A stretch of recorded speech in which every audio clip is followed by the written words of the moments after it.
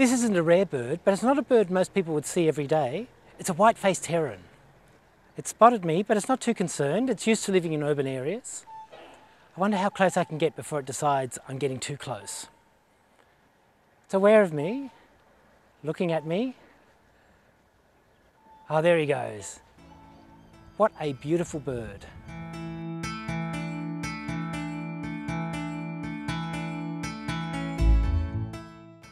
Welcome to Envirotube. I'm at the Allan Small Reserve in the middle of Killara, only about 15 kilometres from the heart of Sydney. This month, we're going to be talking about National Tree Planting Day. If you look around, you can see there's been a lot of planting done over the years. In fact, we were here 2 years ago. This year, we plan to fill up the areas we missed.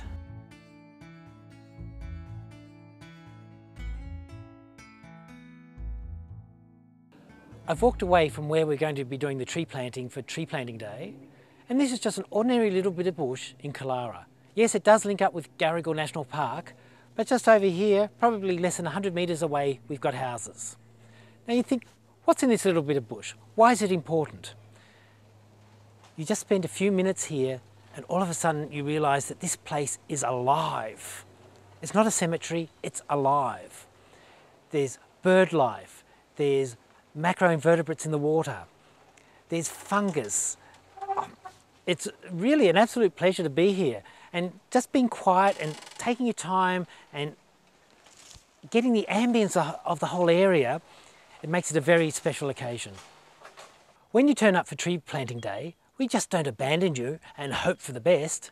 What we do is we say, here's some plants, and look, here's some holes for you to put them in. It's all ready to rock and roll. Here we have an Acacia ulicifolia, and you can see it's got thorns on it. These thorns give a lot of protection, so it's a great plant to do mass plantings of for encouraging small birds. Plants will grow anywhere. Here we've got an Acacia longifolia that's seen its opportunity and it's going for it.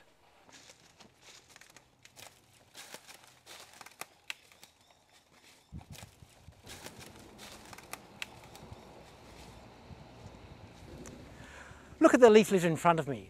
The brush turkey is moving the leaf litter from this side of the stormwater drain to this side of the stormwater drain to where its mound is. That means it has to get in here and somehow kick it up. Brush turkeys are the most amazing workers. So we've actually got this gap here, and the turkey's going to get in here and move all of this material. It's got a work ethic unparalleled in the animal world.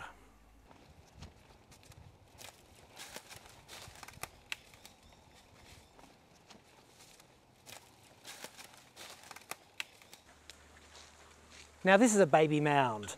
When we were at the nursery, you saw a mature mound, probably about 5 metres across, so there's still a fair bit of work to be done on this one. When you look at any bushland site, what you see is really determined by your skill set. When I look at this site, I see fantastic habitat. 20 years ago, I would have looked over here, seen giant bamboo. All I would have thought of is, get rid of it, it's a weed. Nowadays, with much more awareness of wildlife, I'm thinking we have to keep this bamboo. We have to ensure that it stays there for habitat reasons. Same with this dead tree here.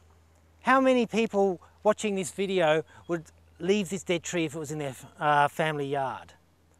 I would predict most people would take it out, and that's a very big mistake. Dead trees are a fantastic resource for all sorts of wildlife. Native bees, birds, the whole gamut.